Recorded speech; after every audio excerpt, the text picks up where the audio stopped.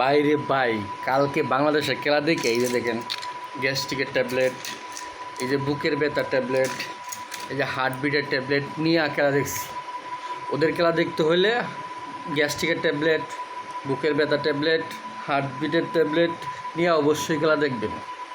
কারণ ওদের খেলাটা এমন, ওরা বাংলাদেশের মানুষের ইমোশনাল নিয়ে খেলে।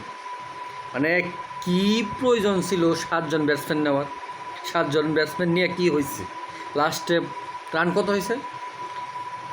154 রানের টার্গেট দিচ্ছে, যেটা অনায়াসে এই আফগানিস্তান জিতে যেত যদি না বোলিংটা একটু টাইট হইতো। যদি শুরুতেই নাসুম আহমেদ ব্রেক থ্রুটা না আনতো তাহলে বাংলাদেশ টিম কই হারা যেত নিজেও বলতে পারতেছি না। বা কী দরকার ছিল 7 জন ব্যাটসম্যানের? জেনুইন 5টা বলার রাইকা তারপর বাংলাদেশ টিম সিলেক্ট করবে, তাই না?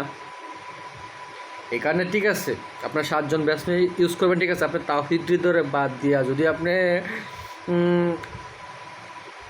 সাইফুদ্দিনকে নেওয়া হইতো তাহলে কী হইতো? সাইফুদ্দিনের তো কি বেশি ভালো ব্যাট করতেছে বর্তমানে তাওহিদ হৃদয়? মানে কী দেখে বাংলাদেশ টিম, মানে কী চিন্তা করে বাংলাদেশ টিম যে সিলেকশন করে, আমি এটাই বুঝি না। যাক, অভিনন্দন। নেক্সট ম্যাচতে আশায় থাকতে হবে বাংলাদেশ পরে রাউন্ডে যাওয়ার জন্য। সবাই দোয়া করবেন, আমরাও আশাবাদী যে আমরা পরে রাউন্ডে যাব ইনশাল্লাহ। চ্যানেলটা ভালো লাগলে সাবস্ক্রাইব করে দিবেন। এরকম ফানি আরও ভিডিও নিয়ে আসবো আপনাদের সাথে। বাংলাদেশ টিম নিয়ে কথা হবে, বাংলাদেশের পরিস্থিতি নিয়ে কথা হবে, এন্টারটেনমেন্ট হবে।